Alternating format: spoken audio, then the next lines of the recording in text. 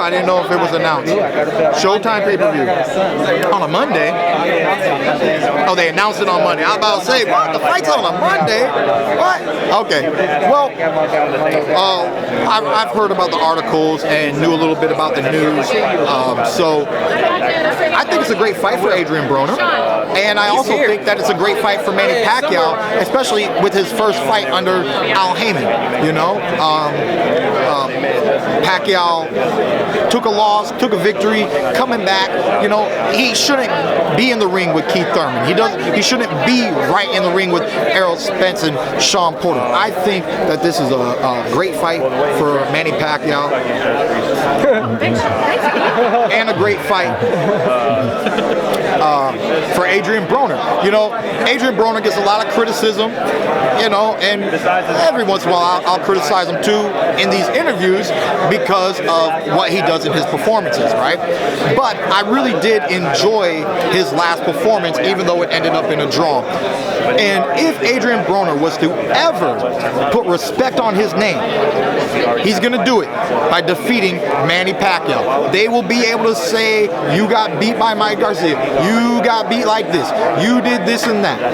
But if he beats Pacquiao, it will instantly put respect back on his name, and he'll be able to blow off all those comments like, and what? I gave it to Pac. I gave it to the Pac-Man. You know what I'm saying? And that'll also give him some more respect back into, is it the welterweight division? Because, you know, they be jumping around. He be hopping weight classes. You know, he be doing what he be doing. So if it's at 147, is it for a title?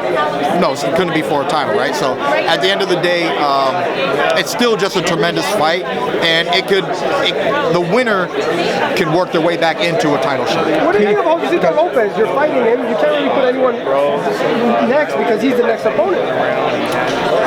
Did I mention somebody after him? No. I'm just saying in general. We didn't talk about him too much. Okay, so you know, José Lopez, he's got a good history in the sport and in the game, and I just think it's a good fight. You know, I mean, I've been out of the ring for a long time.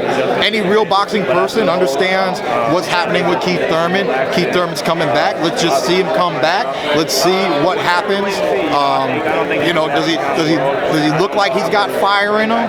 You know, does he look like one time, or does he look like run time? Does he look like sometime? Does he look like done time? Yeah. You know what I mean? Once upon a time. Once upon a time. You know, so it is what it is, and I look forward to making a statement as I get back in the ring. Keith, fans of yours, man, can you tell them how, like, we want to see you in the ring, you know what I mean? Obviously you have the injuries and stuff, but if it were up to Keith, how many times would you fight this year?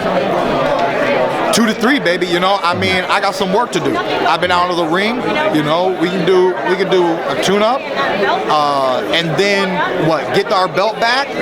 Maybe fight Pacquiao. You know, I think he's a wild card for this 2019 coming up.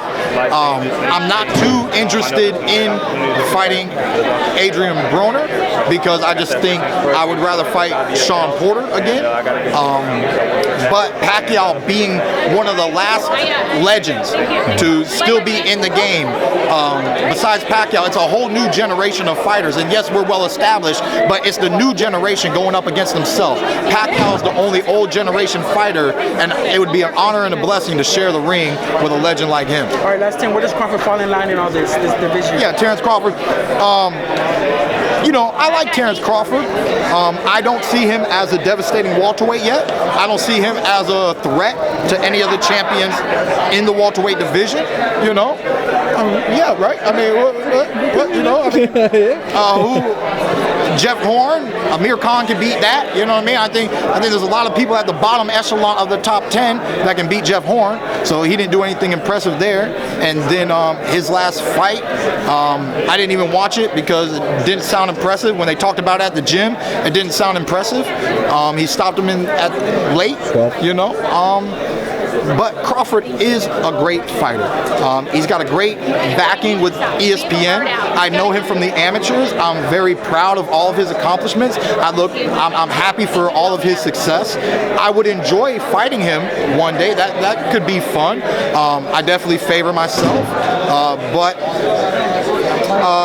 You know, honestly, I'm still waiting on Terrence Crawford to just impress me at 147. His opponents are just not up to par, in my opinion, with Errol Spence, Keith Thurman, Sean Porter, Danny Garcia, Amir Khan. I mean, he hasn't even fought a fighter as good as Amir Khan in my book, you know. So, and he's accomplished a lot, and so I don't want to take anything away from him, but there's still room to impress me.